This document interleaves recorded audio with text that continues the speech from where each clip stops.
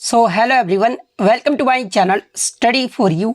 सो guys, जैसा कि कल जो है आपका आरपीएफ कांस्टेबल का 18 मार्च के थर्ड शिफ्ट का एग्ज़ाम हो गया है दोस्तों, जिसका जो है मैं आपको बिल्कुल 100% एक्यूरेट आंसर के साथ जो है इस वीडियो में बताऊँगा।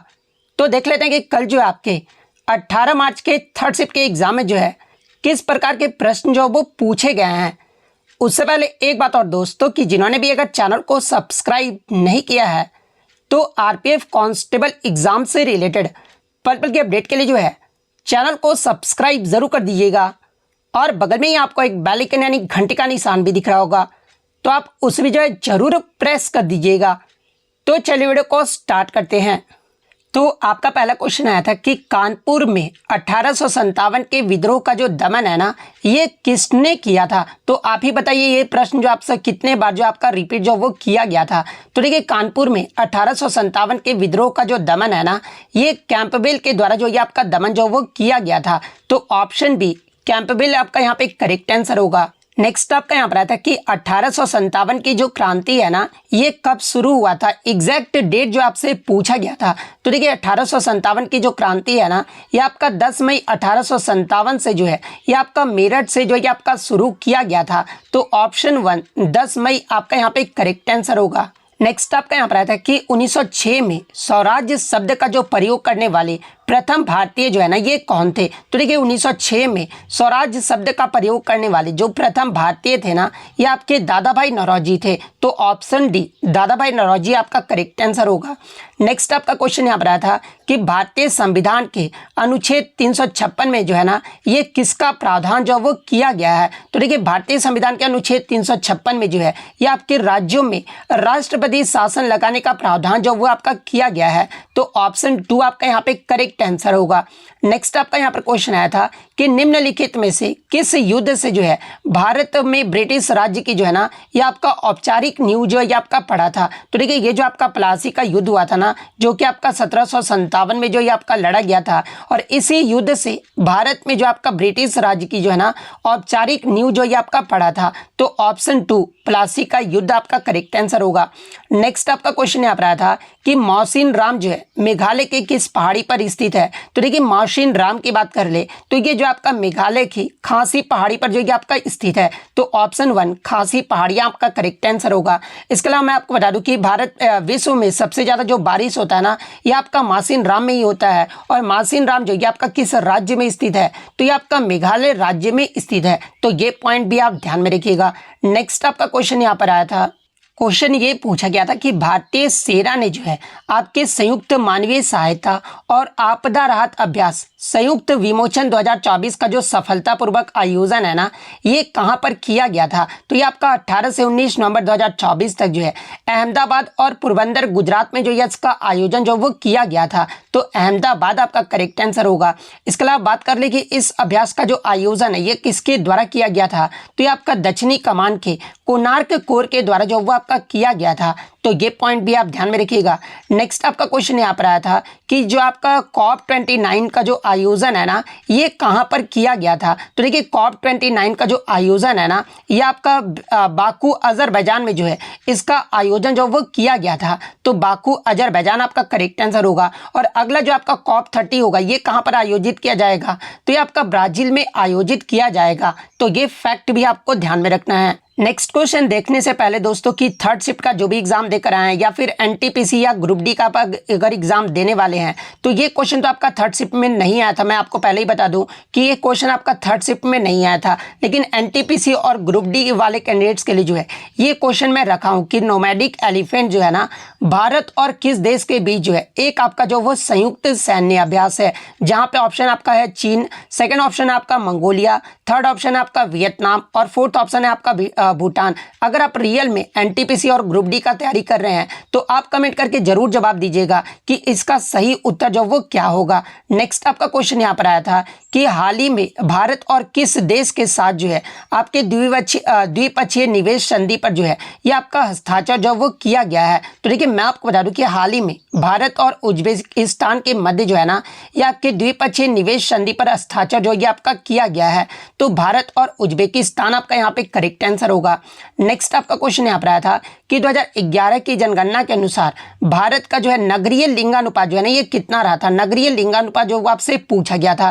तो देखिए 2011 की जनगणना के अनुसार भारत के अगर ग्रामीण का लिंगानुपात की बात कर ले तो ये तो आपका 949 रहा था। वहीं अगर नगरीय लिंगानुपात की बात कर लेना तो ये आपका 929 रहा था। तो 929 आपका यहाँ पे करेक्ट आंसर होगा। जब आपसे ग्रामीण का पूछा जाए तो ये आपका 949 रहा था और नगरीय का जो लिंगानुपात है ना यानी सेक्स रेशियो जो ये आपका 929 रहा था। तो ऑप्शन 3 आपका करेक्ट आंसर होगा। नेक्स्ट आपका क्वेश्चन यहाँ पर आया था कि अनुच्छेद 51 से जो आपका प्रश्न जो वो पूछा गया था। तो देखिए भारतीय संविधान का अनुच्छेद 51 जो है ना ये आपका अंतर्राष्ट्रीय शांति और सुरक्षा को बढ़ावा देने पर जो ये आपका डीपीएसपी में जो है ये आपका सिद्धांतों से जो ये आपका संबंधित है। तो अंतर्राष्ट्रीय शांति और सुरक्षा आपका यहाँ पे करेक्ट आंसर होगा। नेक्स्ट आपका क्वेश्चन यहाँ पर आया था कि आपका अनुच्छेद 38 से भी जो आपका प्रश्न जो वो देखने को मिला था। तो देखिए भारतीय संविधान के अनुच्छेद 38 में जो है राज्य को सामाजिक, आर्थिक और राजनीतिक न्याय को जो है बढ़ावा देने का निर्देश जो ये आपका दिया गया है और इसी अनुच्छेद के जरिए जो है राज्य के लोगों के कल्याण के लिए जो है काम करने का प्रावधान भी जो ये आपका किया गया है। तो अनुच्छेद 38 आपका करेक्ट आंसर होगा। नेक्स्ट आपका क्वेश्चन यहाँ पर आया था कि भारतीय संविधान की 8वीं अनुसूची में जो है ना ये किसका उल्लेख जो वो किया गया है। तो देखिए भारतीय संविधान की 8वीं अनुसूची में जो है भारत के आधिकारिक भाषाओं का जो है ये आपका उल्लेख जो वो किया गया है और मूल संविधान में 8वीं अनुसूची में जो है ये आपके 14 भाषाएं थे और वर्तमान में अगर बात कर ले तो देखिए वर्तमान में जो है आपकी 8वीं अनुसूची में 22 आधिकारिक भाषाओं का उल्लेख जो वो किया गया है। तो आधिकारिक भाषा आपका करेक्ट आंसर होगा। नेक्स्ट आपका यहाँ पर आता है कि थार मरुस्थल में जो पौधे पाए जाते हैं ना ये किस प्रकार के पौधे होते हैं। तो देखिए थार मरुस्थल में जो पौधे पाए जाते हैं ना ये आपके मुख्य रूप से जो है ये आपके जेरोफाइटिक यानी मरुदीय या फिर शुष्क क्षेत्रीय पौधे होते हैं जो कि कम पानी में भी जो आपके जीवित रह सकते हैं। तो ये जो आपका जेरोफाइटिक या फिर शुष्क क्षेत्रीय जो भी ऑप्शन में आपका दिया गया होगा वो आपका यहाँ पे करेक्ट आंसर होगा। नेक्स्ट क्वेश्चन आपका एक गेल-ल्यूशक नियम से जो आपका प्रश्न जो वो पूछा गया था। तो देखिए मैं आपको बता दूं कि गेल-ल्यूशक का नियम जो है ये आपका गैसों की मात्रा के संयोजन के नियम को जो ये आपका संदर्भित करता है जिसे आपका 1808 में जो ये आपका खोजा गया था और इसे जो आपका प्रकाशित है ना ये आपका 1809 में जो है इसे आपका जो वो प्रकाशित जो वो किया गया था। और देखिए गेल-ल्यूशक का जो नियम है ये क्या बताता है। तो देखिए Gay Lussac's law states that the pressure of a given mass of a gas is directly proportional to absolute temperature. यानी जो आपका गेल-ल्यूशक का जो नियम है ना ये आपका जो है किसका डायरेक्टली प्रोपोर्शनल होता है। तो ये आपका एब्सोल्यूट टेम्परेचर का जो है ये आपका डायरेक्टली प्रोपोर्शनल होता है और किसके साथ। तो ये आपका प्रेशर और एब्सोल्यूट टेम्परेचर जो है ये आपका डायरेक्टली प्रोपोर्शनल होता है। तो यही शायद आपका स्टेटमेंट में जो वो सही कथन जो वो दिया गया था। तो ये वाला ऑप्शन आपका यहाँ पे करेक्ट आंसर होगा। नेक्स्ट क्वेश्चन आपका यहाँ पर था कि राष्ट्रीय अनुसूचित जनजाति आयोग की जो स्थापना है ना ये किस संशोधन के आधार पर जो ये आपका किया गया था। तो देखिए राष्ट्रीय अनुसूचित जनजाति आयोग की जो स्थापना है ना ये आपका 89वें संवैधानिक संशोधन अधिनियम के तहत जो है ये आपका किया गया था। तो 89वां संवैधानिक संशोधन आपका करेक्ट आंसर होगा। और आप कमेंट करके जवाब दीजिएगा कि ये जो आपका 89वां जो संवैधानिक संशोधन है ना ये आपका किस वर्ष में आपका जो है वो लागू हुआ था। ये आप जो है कमेंट करके जरूर जवाब दीजिएगा। नेक्स्ट आपका यहाँ पर क्वेश्चन आया था कि किस वर्ष में जेंडर लिंग बजट स्टेटमेंट जो है भारत के केंद्रीय बजट में जो ये आपका दिखाई दिया था। तो देखिए ये जो आपका 2005-6 का जो आपका वर्ष रहा था ना इसमें जेंडर लिंग बजट स्टेटमेंट जो है भारत के केंद्रीय बजट में जो ये आपका दिखाई जो वो दिया था। तो ऑप्शन 4 2005-6 आपका करेक्ट आंसर होगा।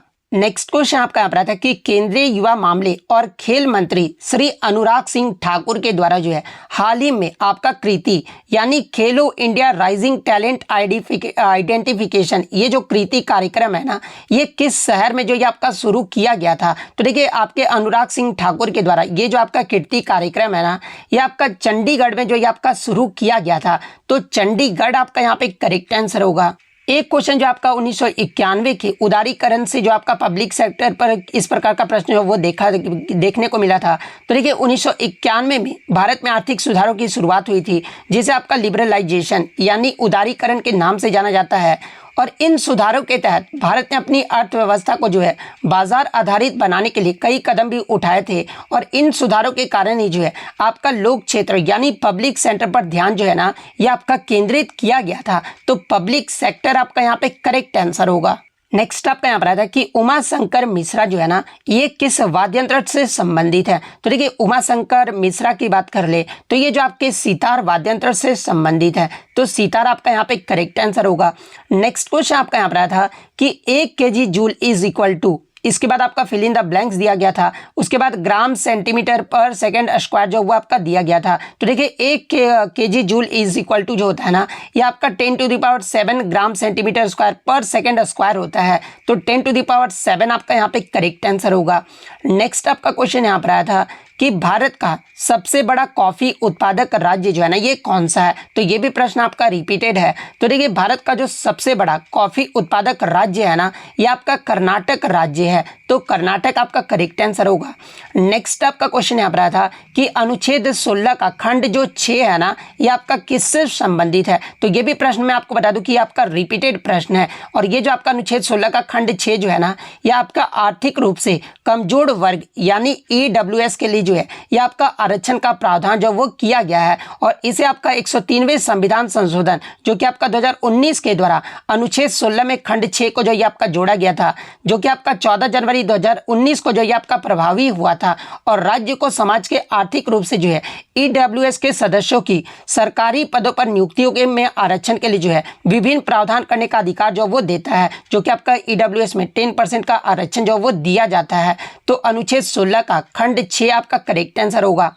नेक्स्ट आपका क्वेश्चन यहाँ पर आया था कि which of the following is an example of A fibre crop, यानी निम्नलिखित में से कौन जो है एक रेशेदार फसल का उदाहरण है। तो देखिए अगर रेशेदार फसल के उदाहरण की बात कर ले तो देखिए इसमें आपके कॉटन आ जाता है, जूट आ जाता है, हिम्प आ जाता है और फ्लैक्स, ये सभी जो है ना ये आपके फाइबर क्रॉप्स के उदाहरण है। अगर हिंदी में बात कर ले तो देखिए कपास, जूट, रेशम और भांग ये सभी जो होते हैं ना ये आपके रेशेदार फसलें के उदाहरण है। तो इनमें से आपका जो भी ऑप्शन में दिया गया था तो आपका यहाँ पे करेक्ट आंसर होगा। हालांकि मैं बता दूं कि ऑप्शन में आपका पेयर में जो वो दिया गया था, यानी दो के पेयर में जो वो दिया गया था।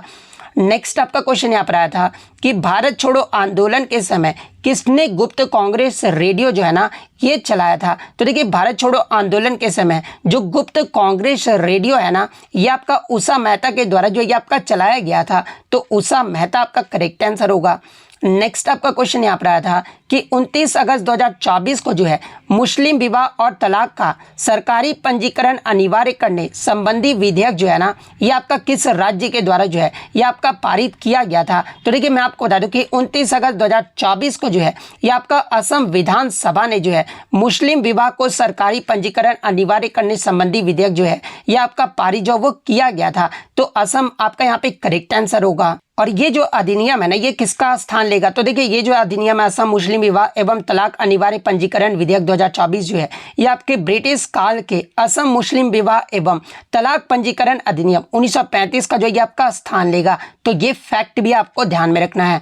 नेक्स्ट आपका क्वेश्चन यहाँ पर आया था कि सर्दियों के मौसम में जो है भारत में जो सीजन चेंज होता है ना इसका कारण जो वो पूछा गया था। तो देखिए भारत में सर्दियों के मौसम में सीजन चेंज होने का जो कारण है ना ये आपका दक्षिणी पश्चिमी मानसून का पीछे हटना, इसके अलावा शुष्क ठंडी हवाओं का चलना है। तो इनमें से आपका जो भी ऑप्शन में दिया गया होगा वो आपका करेक्ट आंसर होगा।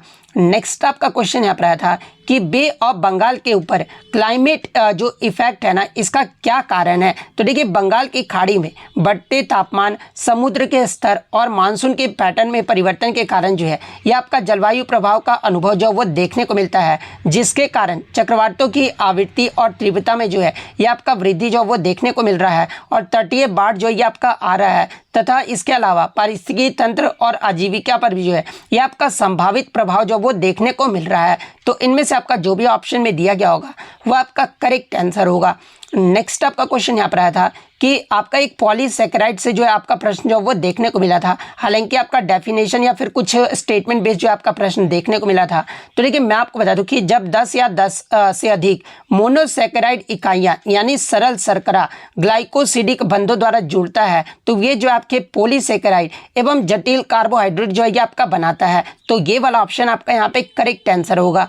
नेक्स्ट आपका क्वेश्चन यहाँ पर आया था कि which type of cereals help in nitrogen fixation, यानी किस प्रकार के अनाज जो है ना नाइट्रोजन स्थिरीकरण में जो ये आपके मदद करते हैं। तो देखिए नाइट्रोजन फिक्सेशन में जो है आपके कौन से अनाज जो ये आपके मदद करते हैं। तो देखिए गेहूँ, चावल, मक्का और ज्वार, इसके अलावा मटर, सोयाबीन, अल्फा फाल्फा, इसके अलावा ल्यूपिन और मूंगफली और रूइबोज, ये सभी जो आपके अनाज है ना, ये आपके नाइट्रोजन स्थिरीकरण में जो ये आपके मदद करते हैं। तो इनमें से आपका जो भी ऑप्शन में दिया गया होगा वो आपका यहाँ पे करेक्ट आंसर होगा। नेक्स्ट आपका क्वेश्चन यहाँ पर आया था कि उमर अब्दुल्ला जो कि आपके एक भारतीय नेता और कश्मीर के मुख्यमंत्री भी जो ये आपके रह चुके हैं, ये जो आपके किस पार्टी से संबंधित थे? तो देखिए उमर अब्दुल्ला की बात कर ले तो ये जो आपके JNKC यानी जम्मू और कश्मीर कॉन्फ्रेंस पार्टी के जो एक नेता थे। तो जम्मू और कश्मीर नेशनल कॉन्फ्रेंस आपका करेक्ट आंसर होगा। नेक्स्ट आपका क्वेश्चन यहाँ पर आया था कि वेद जो है ये आपका किस मूल शब्द से जो ये आपका लिया गया है? तो देखिए वेद शब्द का जो अर्थ होता है ना, ये आपका ज्ञान होता है, और ये जो आपका संस्कृत मूल शब्द विद से जो ये आपका लिया गया है, तो विद आपका यहाँ पे करेक्ट आंसर होगा। नेक्स्ट आपका क्वेश्चन यहाँ पर आया था कि भारत की जो पहली बुलेट ट्रेन है ना, ये किन दो शहरों के मध्य जो है ये आपका चला था? तो देखिए भारत की जो पहली बुलेट ट्रेन है ना, ये आपका अहमदाबाद और मुंबई के मध्य जो ये आपका चला था। तो अहमदाबाद और मुंबई आपका करेक्ट आंसर होगा। इसके अलावा मैं आपको बता दूं कि ये जो ट्रेन है ना, ये आपका साबरमती यानी गुजरात से जो है ये आपका बांद्रा यानी मुंबई महाराष्ट्र तक जो है ये आपका 508 किलोमीटर की दूरी जो वो तय किया गया था। तो ये फैक्ट भी आपको ध्यान में रखना है। नेक्स्ट आपका क्वेश्चन यहाँ पर आया था कि एलाम एंदिरा देवी जो है ये आपके किस शास्त्रीय नृत्य से संबंधित है? हालांकि किसी बच्चे ने बताया कि कुछ ठाकुर करके प्रश्न आया था, और किसी बच्चे ने बताया कि यही प्रश्न जो वो पूछा गया था। तो देखिए ठाकुर वाला तो प्रश्न मुझे नहीं मिल पाया है, लेकिन मैं आपको बता दूं कि एलाम एंदिरा देवी जो है ना, ये आपके मणिपुरी शास्त्रीय नृत्य से संबंधित है। तो अगर ये प्रश्न पूछा गया था तो मणिपुरी आपका यहाँ पे करेक्ट आंसर होगा। नेक्स्ट आपका क्वेश्चन यहाँ पर आया था कि special economic zone started in which year, यानी भारत में विशेष आर्थिक क्षेत्र यानी SEZ जो नीति है ना, ये किस वर्ष में जो ये आपका शुरू किया गया था? तो देखिए भारत में विशेष आर्थिक क्षेत्र नीति की जो घोषणा है ना, ये आपका अप्रैल 2000 ईस्वी में जो ये आपका किया गया था। वहीं SEZ अधिनियम जो है ना, ये आपका 2005 को मई 2005 में जो ये आपका संसद ने पारित किया था, और ये जो अधिनियम है ना, ये आपका 10 फरवरी 2005 से जो है ये आपका लागू हुआ था। तो इनमें से आपका जो भी ऑप्शन में दिया गया होगा वो आपका यहाँ पे करेक्ट आंसर होगा। नेक्स्ट आपका क्वेश्चन यहाँ पर आया था कि प्रारंभिक समाज की जो जानकारी है ना, ये किस ग्रंथ से जो ये मिलता है? तो देखिए प्रारंभिक समाज की जो जानकारी है ना, ये आपका वेद से जो ये आपका मिलता है। तो वेद आपका यहाँ पे करेक्ट आंसर होगा। नेक्स्ट आपका क्वेश्चन यहाँ पर आया था कि फर्स्ट फीमेल रोबोट टीचर यानी भारत में पहला रोबोट शिक्षक जो है ना, ये कौन था? अब ये कोई बोल दे कि सर मैंने आपको एक्स्ट्रा फैक्ट में ये क्वेश्चन नहीं बताया था, कोई बच्चे अगर बोल दे तो फिर मैं उनकी पिटाई करने वाला हूं, क्योंकि मैं ये क्वेश्चन जो आपको एक्स्ट्रा फैक्ट में जो वो करवाया भी था, और किसी RPF के ही कोई सेकंड शिफ्ट में जो है ये क्वेश्चन जो है मैं आपको जो वो करवाया था एक्स्ट्रा फैक्ट में। तो देखिए मैं आपको बता दूं कि भारत का पहला जो आपका AI शिक्षक रोबोट था ना, इसका नाम आपका आइरिस था, जो कि केरल के स्कूल में जो ये आपका लॉन्च किया गया था। तो आइरिस आपका यहाँ पे करेक्ट आंसर होगा। नेक्स्ट आपका यहाँ पर आता है कि उच्च न्यायालय यानी हाई कोर्ट के किसी न्यायाधीश को जो है संसद के द्वारा किस माध्यम से जो वो हटाया जा सकता है? यहाँ पे सर्वोच्च न्यायालय का नहीं पूछा गया था, उच्च न्यायालय का पूछा गया था। तो देखिए दोनों ही का मैं बता देता हूँ कि सर्वोच्च न्यायालय उच्च न्यायालय के किसी न्यायाधीश को जो है ना संसद के द्वारा जो है ये आपके राष्ट्रपति के आदेश से जो है उसके पद से जो वो हटाया जा सकता है। हालांकि राष्ट्रपति के आदेश से ही सिर्फ नहीं हटाया जा सकता है, संसद द्वारा अभिभाषण प्रस्तुत किए जाने के बाद अभिभाषण संसद के प्रत्येक सदन के जो है विशेष बहुमत द्वारा समर्थित होना चाहिए। इसके अलावा राष्ट्रपति संसद के प्रत्येक सदन में 2/3 बहुमत में संसद द्वारा पारित प्रस्ताव के आधार पर जो है ऐसा जो वो करते हैं। जब तक आपका विशेष बहुमत नहीं मिलेगा ना, यानी 2/3 बहुमत नहीं मिलेगा, तब तक राष्ट्रपति जो है ना वो आपके उच्च न्यायालय के न्यायाधीश को जो वो नहीं हटा सकते हैं। तो विशेष बहुमत आपका यहाँ पे करेक्ट आंसर होगा। नेक्स्ट आपका क्वेश्चन यहाँ पर आया था कि सितंबर 2024 में GST कलेक्शन जो है ना ये कितना रहा था? तो देखिए सितंबर महीने में GST कलेक्शन में जो है ये आपका 6.5% की बढ़ोतरी जो वो देखने को मिला था, जो कि आपका 1.73 लाख करोड़ की जो है ये आपका वसूली जो वो किया गया था। तो 1.73 लाख करोड़ आपका करेक्ट आंसर होगा। नेक्स्ट आपका यहाँ पर आता है कि golden quadrilateral is related to, यानी स्वर्णिम चतुर्भुज जो है ना ये किससे संबंधित है? तो देखिए स्वर्णिम चतुर्भुज की बात कर ले तो ये जो आपका रोड नेटवर्क से जो ये आपका संबंधित है, तो रोड नेटवर्क आपका करेक्ट आंसर होगा। और देखिए स्वर्णिम चतुर्भुज का जो प्रबंधन है ये किसके द्वारा यानी किस मंत्रालय के द्वारा किया जाता है, तो देखिए इसका जो प्रबंधन है ना ये आपका NHAI द्वारा यानी भारतीय राष्ट्रीय राजमार्ग प्राधिकरण द्वारा सड़क परिवहन और राजमार्ग मंत्रालय के द्वारा जो है इसका प्रबंधन जो वो किया जाता है। तो ये फैक्ट भी आपको ध्यान में रखना है। नेक्स्ट आपका क्वेश्चन यहाँ पर आया था कि HDFC बैंक की जो कुल पूंजी है ना 2024 में ये कितना रहा था, तो देखिए 31 दिसंबर 2024 तक HDFC बैंक की जो कुल बैलेंस शीट जो है ना ये आपका 37,59,000 करोड़ रुपए रहा था। और इसी दिन बैंक का कुल पूंजी पर्याप्तता अनुपात जो CAR जो रहा था ना ये आपका 20% रहा था। और ये जो आपका नियामक आवश्यकता का 11.7% से जो है ये आपका ज़्यादा रहा था। तो इनमें से आपका जो भी ऑप्शन में दिया गया होगा वो आपका करेक्ट आंसर होगा। एक क्वेश्चन जो आपका सिंधु घाटी सभ्यता का मैच ऑफ द फॉलोइंग से आया था यानी मिलान करने वाला था, तो बच्चों के द्वारा एक ही मुझे मिल पाया है जो कि आपका धौलावीरा जो वो पूछा गया था। तो देखिए ये जो आपका धौलावीरा सिंधु घाटी सभ्यता का जो स्थल है ना ये आपका गुजरात के कच्छ जिले में स्थित है। तो धौलावीरा में गुजरात का कच्छ जिला, जिन्होंने भी सही मैचिंग इस प्रकार से किया होगा उनका यहाँ पे करेक्ट आंसर होगा।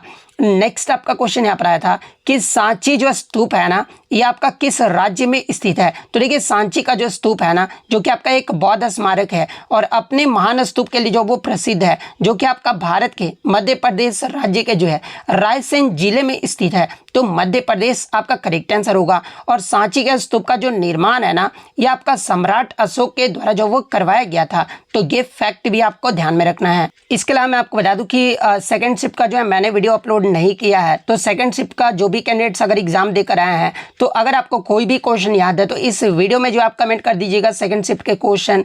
तो अगर आप सेकंड शिफ्ट के क्वेश्चन कमेंट कर देते हैं तो मैं सेकंड शिफ्ट का वीडियो भी जो आपको प्रोवाइड कर दूंगा।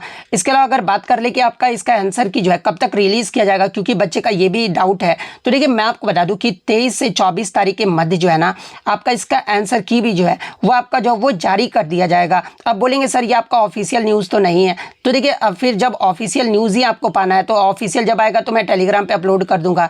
लेकिन मुझे जहां तक पता चल पाया है, क्योंकि मैं भी इसी विभाग में हूं, तो जहां तक मुझे पता चल पाया है कि 23 से 24 तारीख तक जो है ना आपका इसका आंसर की जो वो जारी कर दिया जाएगा। और रही बात कटअप की, तो मैं कटअप का भी वीडियो बनाऊंगा लेकिन आंसर की आने के बाद, क्योंकि आंसर की आने के बाद ही जो है आपका सही प्रेडिक्शन जो वो किया जा सकता है कि इस बार जो कटअप है ना वो कितना जो वो जाने वाला है। तो इतने क्वेश्चन जो है आज मुझे बच्चों के द्वारा मिल पाए थे जो कि आपके 100% रियल और ऑथेंटिक है। तो अगर वीडियो अच्छी लगी हो तो वीडियो को जो है लाइक ज़रूर कर दीजिएगा। और इसी तरह किसी भी एग्जाम का रियल एनालिसिस पाने के लिए चैनल को जो है सब्सक्राइब ज़रूर कर दीजिएगा। तो मिलते हैं नेक्स्ट वीडियो, तब तक thank you, all the best.